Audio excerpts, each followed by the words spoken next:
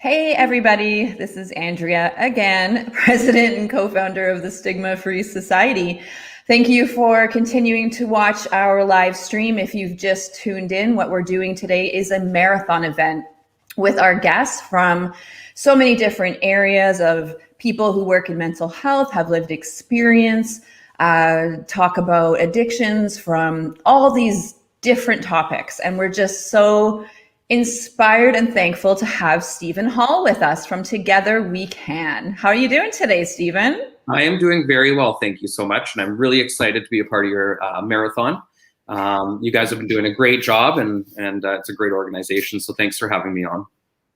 Well, we're very grateful to have you and to have such a strong, meaningful partnership with Together We Can. I think sometimes organizations could really support each other, but it really takes that big step and effort to make it meaningful. And I feel like we've really done that and appreciate having you on and all the support that Together We Can has given the Stigma-Free Society. So thanks for that. Awesome, thank you. I think it goes both ways. You guys have been great to us as well. And you hit the nail on the head, Andrea, like us all working together and forming these relationships and connections are really going to help us advocate for change and really help those the individuals that we're trying to help carry out our missions. Definitely. And I want to talk about your mission. I want to talk about Together We Can. And I'm just really curious about, I know the mission, but a lot of our watchers may not even have heard of your organization before. And what is Together We Can? How did it start? Who do you serve? And can you just share with us a little bit about that? Yeah, for sure. So Together We Can is a drug and alcohol treatment center. So we started in October of 1993 as a charity, which we still are today, a completely charitable organization. We started with a 6-bedroom house actually on Fairmont Street in Vancouver. And over the last, 29 years, we've actually become one of the largest treatment centers and service providers in British Columbia. We at any one time we have over 300 residents in our care in our system. So we offer primary care treatment as well as sober living after you're done your primary care treatment and your addiction. Your residents, your time in addiction, the primary care is your time actually living here doing like 90 days of addiction treatment. So Together We Can, we've developed a lot of different programs. So client-wise, for our residents, we offer one-on-one counseling, group counseling, experiential therapy, different modalities as well on how to recover. So some of them are 12 steps, some are smart recovery, some are a completely CBT-based therapeutic approach. And then, like I had mentioned as well, we have our second stage living option, which is you're not technically in a program anymore, but it's a safe, affordable place for our graduates to move into afterwards so they can slowly start to integrate back into work or school, but they have a sober, secure, again, affordable place that they can call home and they can, still stay connected to be a part of our community and, connecting to the community outside. Another thing that we offer too is Together We Can really recognizes that addiction impacts everybody. It's not just the person that is using the substances, it's their family, their friends, their work colleagues, the community in general is impacted by this. So one of our big missions over the last few years has been reaching out and offering free programming for family members or loved ones or any of those people I just mentioned who wanted to maybe understand and learn more about addiction, but also have been impacted through grief, by grief and loss for someone they've lost for mental health or addictions. And so we've just actually developed a free support group for grief and loss that any member of the community is welcome to join. So that's a weekly one. We do it through Zoom. And it doesn't just have to be that you've physically lost somebody to death. It can be the morning of a relationship, or maybe you lost your job because of COVID. Anything like that, it's to build a supportive community. And then we have our family education group, which is monthly. And you learn more about understanding the science behind addiction, boundary setting, enabling, a whole bunch of different things. So Together We Can offers a wide variety of services to many different demographics. So I encourage you, if you want to learn more about us, it's twcrecoverylife.org. So it's not just men and males. No, actually, we're just getting started helping out with female treatment as well. I will be the first to say that the women who are seeking abstinence-based treatment, it's a grossly underserved population. There's not very many options out there. So Together We Can has partnered with another organization, and we have been helping females who reach out to us as well, so they can get into primary care. And then on the island, we have 5 homes that are second stage living residences. And 2 of those are for females, so who have come from another treatment center or something along those lines. They've done primary care somewhere else, and they can come and live in our second stage facility. So it is something that we're getting started on right now. Remarkable. So I'd like to shift away the conversation from the organization and more about you. And I was curious, what inspired you to work at Together We Can? A little bit about your story. And if you could share that with us, that would be wonderful. For sure. So yeah, I actually am an alumni of Together We Can. So I came through Together We Can as a client in July of 2018. I suffered with my own addiction struggles. I started using hard drugs and alcohol at the age of 13, and that progressed over until I was 28 years old when I ended up here in treatment. And I'm actually from the West Kootenays. So I came through Together We Can as a client. I lived in the second stage facility as well. And I started volunteering for the organization because I seen how they were carrying out the mission here. Is we want to help individuals really start to see their value. And as somebody who's in recovery from addiction, by the time I ended up in treatment, I thought there was no hope left. I didn't like myself. I certainly didn't love myself, and the staff and the other volunteers that were working at TWC when I came through taught me that first off, I could love myself, but they helped me, they loved me until I could. And yeah, and so our community, like the staff here, basically all of us are alumni of Together We Can or in recovery. I think it's 95% of the 60 staff members that are here.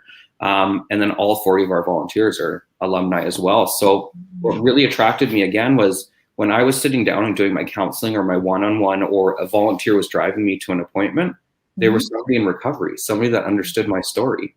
Somebody that had done all the same things I did, and they were giving back, so I decided, why not? I have a driver's license. One of the programs needed a driver for the daytime, and so I volunteered to do that, and I ended up sticking around, and I am where I am today with the organization.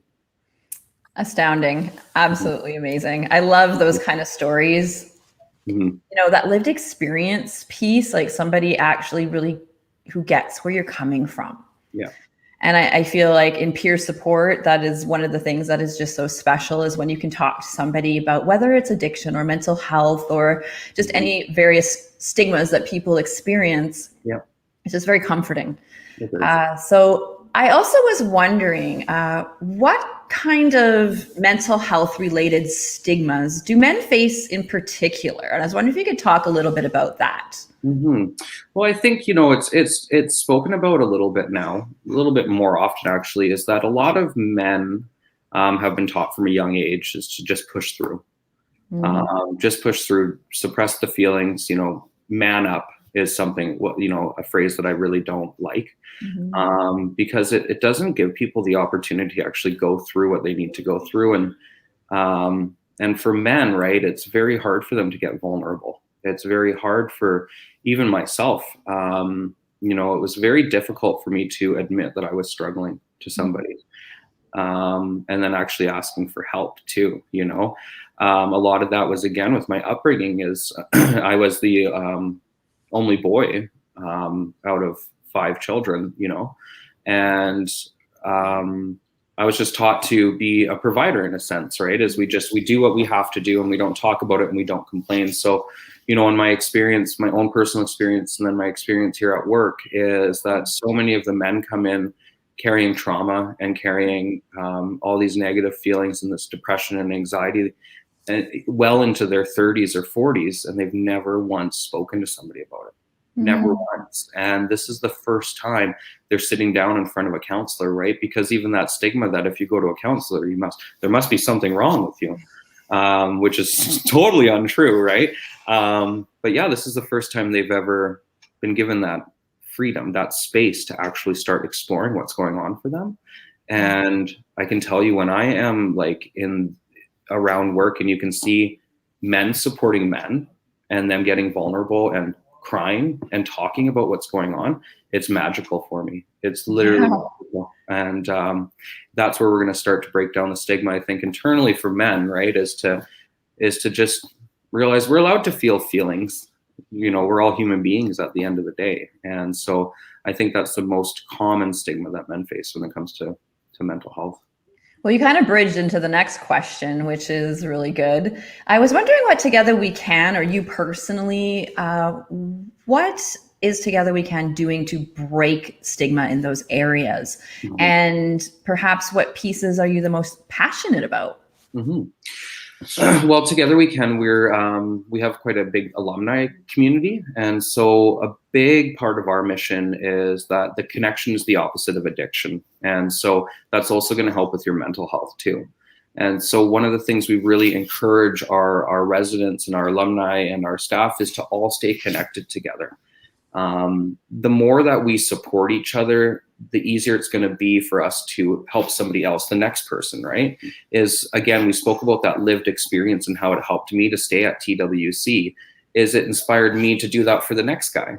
And so that's what TWC builds, is a community. Addiction is a very lonely place. And then when you add mental health struggles on top of that, they're usually hand in hand. Mm-hmm. It's a terrifying place to be. And it's not, we don't have a community when we come into treatment. We're usually alone. Like, you know, we're in a pretty bad situation. You don't come to treatment because things are good. So that's what Together We Can does, is really pushes, like, build a community, talk about what's going on. You know, we have a huge counseling department here, and our one-on-one case managers, and, you know, right down to the support staff. There's staff on 24 hours a day, and we really encourage talk to us, talk about what's going on, tell us, right? So we can come together on some solution. So that's what TWC does. And then in my own experience, I'm part of the 12-step fellowship, and I have friends today that I didn't know what friendship was, apparently, until I got into recovery. And so I have friends today that, like, they support me through everything. I was having actually mental health wise, I was having a very bad day yesterday. And I went home and I told them, like, this is what's going on for me. I didn't have to sugarcoat anything. I was myself, my honest self. And they sat there and listened. And then they said, okay, so what are we going to do together so that we can help you get out of this? And they gave me some different perspectives that I could look at. And we went out and we hung out, and we went to a meeting and things like that. And by the end of that 3 hours we were hanging out, like, it changed my whole perspective. Right. And so again, just having that connection is so important. And you also talked about the concurrent condition where people often suffer mental health issues and then they're suffering from addiction. And I was wondering if you could elaborate on that a little bit. Like, how does that happen to people, and what can we do about it? As well, what are some other intersecting forms of stigma that are at play in the context of addiction? Right. So they do go hand in hand, mental health and addiction.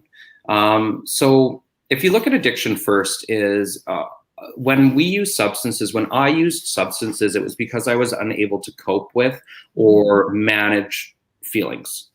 In most cases, that's why people start to use and they start to become dependent. And so when we have the mental health struggles, like in my story is depression and anxiety, I didn't know how to manage my depression. I didn't know how to ground myself from my anxiety. So I drank and used. So when we have somebody come into the organization, one thing we have to treat first is the addiction. We have to get them clean off substance so we can take a clear look at what's going on for them. Is that this isn't a side effect or a symptom of detoxing or using these substances. And then they'll go and see our medical team and our clinical care team as well, so that we can create a comprehensive care plan and figure out, okay, what are the mental health concerns that this specific client has, and how are we going to help them with that? So that's the way we kind of approach both of those. And then our goal is that somebody, after 90 days of treatment, is they're going to be continuing with counseling. We've got them, if they require medication, for instance, we have them stabilized on that medication. They have a care plan going home, or if they're going into second stage, they know exactly what they need to do or what they're going to do. And then, yes, a lot of the stigma surrounding that is, it's really sad, you know. A lot of people think that addiction is just those individuals that we see on the streets and that are in Strathcona Park today, or on the downtown east side here in the Lower Mainland. And that's not the case. Addiction doesn't discriminate. We've had like residents at TWC that have been very successful businessmen to, you know, union members and builders and, you know, paramedics, a whole bunch of different people, right? And in my own story, I was never homeless. I was never on the street. So to some people, I wouldn't have been stigmatized as much as those other ones, you know, and there's that comparison, which is sad. Yeah, definitely. Yeah. The other thing is the hope is I think some people believe that it's hopeless, right? They see somebody who is on the street and that they're, you know, they're using drugs or, you know, whatever's going on for that individual, and they think it's hopeless. They're never going to be able to get out of that. We can't inspire somebody to change when we tell them it's hopeless or ignore them, right? And that's where I think our biggest challenge right now as a society, and we see this, the overdose crisis right now in BC, is because people aren't educated enough about it. Is again, if we look at 2020's coroner's report, I believe it was 56%, 52 or 56% of the overdose deaths that occurred in BC were in private residences. It wasn't people on the street. And that speaks to the stigma, is that addiction is everywhere, right? It's just not spoken about. Yeah. Some families hide it, and we deal with that as well at TWC, as families don't want their extended family or friends to know that their son is in treatment, or their daughter's in treatment, right? And that can be a very negative experience for somebody who's trying to be in recovery. Yeah. Speaking of families, I was wondering, say if we really don't know what to do, and we love our family member, is there anything families can do to be part of getting help, but also the recovery process if and when that comes along? Well, I'll speak to both. So the first one, if your loved one is in treatment or going to treatment, like at Together We Can, I had mentioned, we have our family education group, we have our grief and loss support group as well. So the best thing is to contact the organization that your loved one is going to be going to for treatment, find out what supports they offer for their families. Not every treatment center has those supports, but again, with TWC's family education group, it's open to the public. You don't have to have a family member here at TWC. And same with our grief and loss support group. If your loved one is actually not going to be going to treatment, or they're still in active use, there's great organizations that are peer-based out there. So there's Al-Anon, Nar-Anon, Families Anonymous. I'm just trying to think. There's a whole bunch. Codependence Anonymous is a very important one as well for family members if you're experiencing like codependency with your addicted loved one. So these are all fellowships basically, and it's family members supporting family members. And the point again is so that you can go out there as a family member who's been impacted by somebody's addiction and build a strong community that understands where you're coming from, similar to what we do at TWC for our residents. And so you're going to be able to sit down with other moms or husbands and wives and sisters and brothers that have had to experience the same struggles that you are today with your loved one. So those are just 4 of the resources. The Canadian Mental Health Association has resources out there for families. FAR Canada, or Families for Addiction Recovery is out of Ontario. They offer a bunch of information too. So quick Google search, you know, how do I support myself when impacted by addiction or something like that, and you'll find there's quite a few resources out there. Do you have those resources on your website, or know where people can find a little bit of a hub of resources if they wanted help? Or we don't have them on our website right now, but what I would encourage anybody listening today to do is to reach out to us, and we have a resource list. We're just in the middle of redesigning our website. Yeah. And so we are going to have those up there, but I have a resource book. And so if people want to visit us on our website, twcrecoverylife.org, click up family programs at the top. You can, my email address and phone number are actually on that site. So you can feel free to reach out to me or anybody in our family support team and say, hey, I'm looking for some resources, or I want to join your family group, or I'm interested in grief and loss. So just reach out to us and I'll be more than happy to either refer people or get them signed up for some programs. Amazing. I love that you have so many resources and programs, and it's diverse. And, you know, a lot of people think you're only a men's recovery organization, yet you've branched out, and it's just great. So I'm so proud of you guys. It's wonderful. So I was also wondering, how is mental health, how is mental wellness woven into your treatment process, and how can it be for others? 100%. So mental wellness is really woven in from day one that you begin here at TWC. And like I had mentioned, the first thing that we're going to focus on, because of the impact of substances on you physically, the first thing we're going to focus on in the first couple of weeks is, are you drinking enough water? Are you sleeping? And are you eating? And so it's amazing when people come in, they haven't eaten, they're very skinny, you know, so we need to stabilize them physically. And also help them detox off of their substances. Following the rest of their treatment journey, like I had mentioned, the big piece is connection. Our process groups are a huge piece of our mental wellness. And so education, learning more about addiction, learning more about how to cope, learning more about what emotions you're actually feeling. I was surprised again when I came to treatment at 28. I thought I knew everything. First off, I didn't. I found out very quickly. One of the things I didn't realize is I didn't know how to name my emotions. I didn't know when I was feeling betrayal or loss or distrust. I was just angry. And so I was just floored. Like, I'm 28 and I think I'm this smart, you know, great person, and I don't know how to name my feelings, right? And I laugh about that today, but it was quite a revelation. Yeah. So again, it's woven in those ways. The other piece as well is, again, our one-on-one counseling. Our team is led by like master's level clinical therapists. And then we have addictions therapists who, again, our addictions, our A&D counselors that work here are alumni from here. And so they've actually gone through the program. They've maybe slept in the same room that that the resident that they're helping today is in, you know. And so you build this bond right away and kind of this friendship. And we really show people out there is like our residents and basically everybody, you know, that comes into our path with TWC through our family program or whatever it is.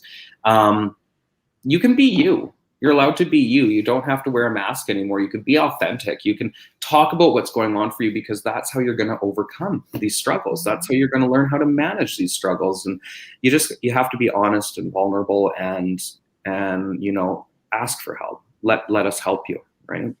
Well, those are some strong messages. And as we close up in the next couple of minutes, I was curious if there's any other messages, or you'd like to expand on what you just said, for people who are struggling with addiction or their families. And can you give us some words of hope?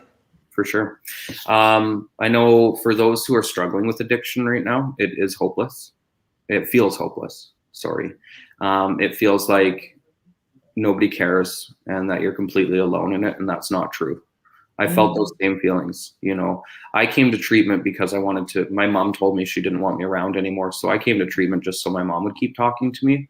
About 20 days in is when I realized that I could do this and that I was worth it. So if anybody's watching this and they're struggling with their own addictions or mental health or whatever's going on for you today, is take the pressure off yourself, ask for help, and realize that you're worth it. You know, all of these things are temporary, but it comes from within us to make those changes. And I don't guarantee much in life for anybody anymore. But I will guarantee that if you take the right steps and you put some value into yourself, things are going to get better.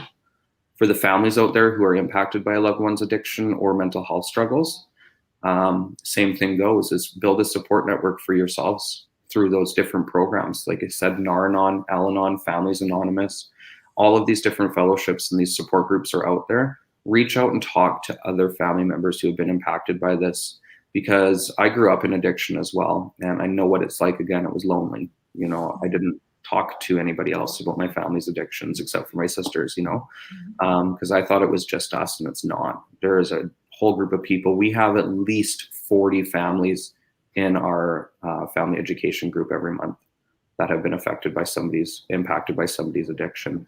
But there's a ton of resources. Again, don't blame yourself. Do self-care. Take that pressure off yourself. And I'm just going to say it again, do self-care. It doesn't have to be all bubble baths and meditations, Or it could be. It could be, right? Yeah, it could be, because I don't mind the bubble baths once in a while. I'm a good meditator. But one lady that teaches here at TWC, when I was in as a client, she taught all of us guys, we had this beautiful lotion, and she said, just rub it on your hands for 5 minutes. The littlest thing. You do, right? Yeah. And what you do is you're focusing on your hands. So, and the nice smell and like stimulating the senses is really good. It's like that dialectical behavioral therapy, they call it, right? Those mindfulness. Yeah, 100%. Yeah, wonderful. Well, thank you so much, Stephen. I just want to say I'm very inspired by Together We Can. Thank you for being such a good partner. Stay on the live stream at the end, as I'd like to thank you personally before you go. Sure. And I also just wanted to remind people we can still buy documentary tickets. We have people as part of that documentary who've been connected or are connected to Together We Can and lived experience of addiction and recovery. Beautiful stories. And as well, we have Madeline, our communications and program manager, who is also part of that documentary, Dave Richardson. We would love if you bought a ticket. You can go to stigmafreesociety.com, click fundraiser, and it's all right there with our silent auction. And anyone can donate at any time at stigmafreesociety.com. We're around I think 8,500 up to, we're trying to get up to 30,000. So we have a long way to go. We're really depending on your support, and much love and support to everybody out there. So let's continue on. And I'm really excited for our next guest. Stay tuned. Take care, everybody. Bye now.